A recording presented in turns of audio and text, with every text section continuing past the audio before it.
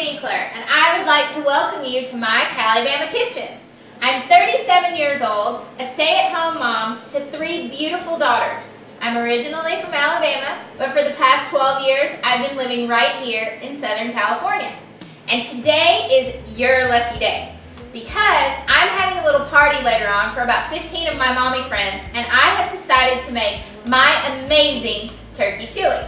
Now the reason I say that it's amazing is because it is always a crowd pleaser, so much so that a few years back it even won an award in the Beverly Hills Chili Cook-Off. So let's get started. Okay, so it's a very simple recipe. Here are the ingredients.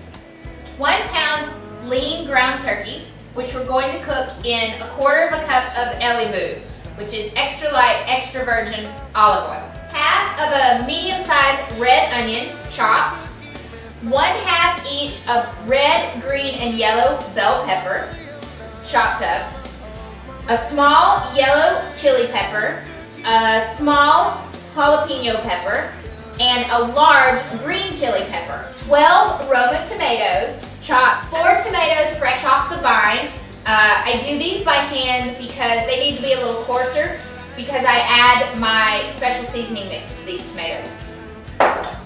2 14.5-ounce cans of Mexican stewed tomatoes.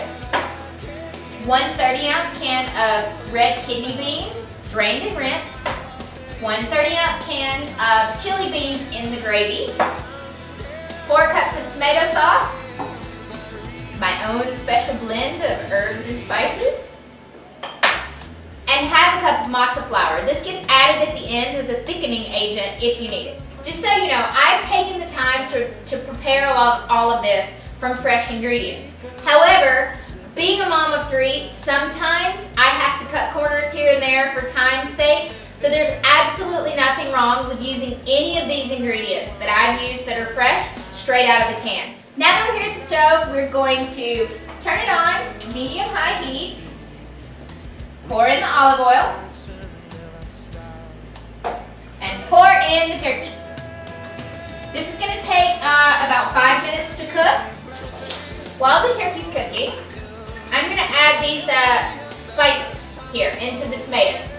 I've put a little garlic powder, I've put a little onion powder, lots of chili powder, some parsley flakes, salt, pepper, cumin, oregano, and it makes for a nice blend, and also some paprika for color. And with the spices, I'm going to add them into the tomatoes, the 4 tomatoes that we chopped by hand off the vine. I'm going to stir this up really nice, get them nice and coated. Alright, so we're going to leave these here to sort of soak up the spices. We're going to go back over here to the stove and check on the turkey. Okay, after cooking the turkey for about 5 or 10 minutes, what you're going to need to do is drain the excess grease off the turkey to make it a little healthier. Now here's a little trick actually. Take a couple of pretty absorbent paper towels, set that aside, tilt your skillet, let the grease drain down to one side, get as much of it as you can out of there, and then you take a paper towel and set it right there to absorb the grease. Okay, let's transfer the turkey into the chili pot and add all the other yummy ingredients.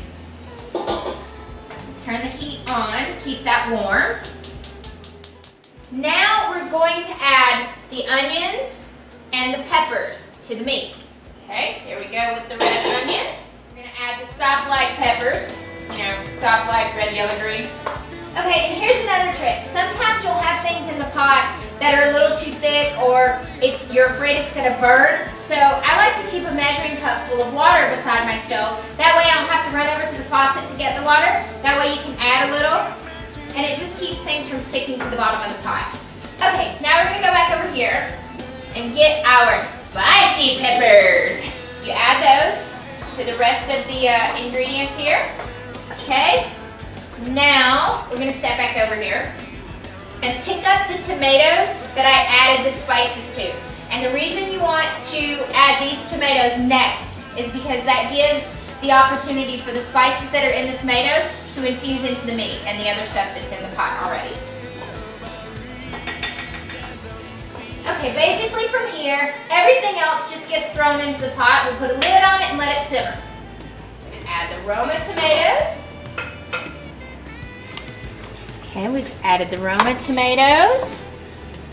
Now we're going to add the tomato sauce. Stewed tomatoes. A little more water. And last but not least, your beans.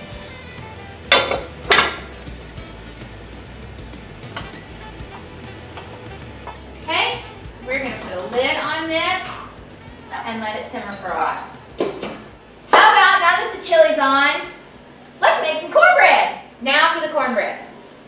We're going to take a cup of white cornmeal, 3 teaspoons of baking powder and a ½ teaspoon of salt, 8 ounces of sour cream, 8 ounces of cream style corn, 2 eggs, and 1/3 cup of vegetable oil. While I mix this all up together, I'm going to tell you a little bit about how Calibama came to be. As I said before, I'm originally from Alabama. So what I've done is I've taken these, down-home southern recipes. I've got lots and lots of them because I have not only my mom and my 3 sisters who are accomplished cooks, but they've put together down through the years these cookbooks you can see, handwritten. Some of these recipes are, I can't even tell you how old they are. But what I've decided to do, being out here in California, is put sort of a healthy twist on these recipes that sometimes, let's face it, are not so healthy coming from the South. For example, the original chili recipe that we just prepared that's simmering over there on the stove was my sister Shane's recipe, and she always puts ground sirloin in her chili. Well, I decided that I wanted to try and make the chili much healthier, not only for me, but for my children as well, and I used organic ingredients, and now I use turkey. Now that the cornbread batter is all good and mixed up in the bowl, we are going to step over to the oven and get the iron skillet that has been preheating at 375 the entire time we've been mixing. It's important that the skillet be really, really hot because when you pour the batter in it, you want the batter to fry on the bottom, hence fried cornbread. That is truly authentic Southern cornbread. Nothing California about that. Okay, that's got all the batter in there. And by the way, this cornbread bowl belonged to my mama. She used to make every pan of cornbread that I ever ate in this bowl. Not to mention the fact the iron skillet belonged to her too. So years and years and years of seasoning have gone into this skillet. We are going to put it back into the oven.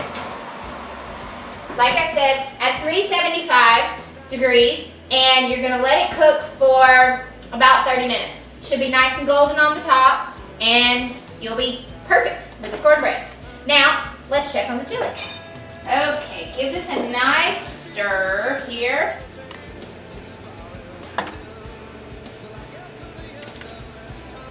It's a little soupier than I like. So you remember the masa, the ½ cup of masa flour? It's time to add it, thicken it up. Now that everything's ready, it's time to dish it up.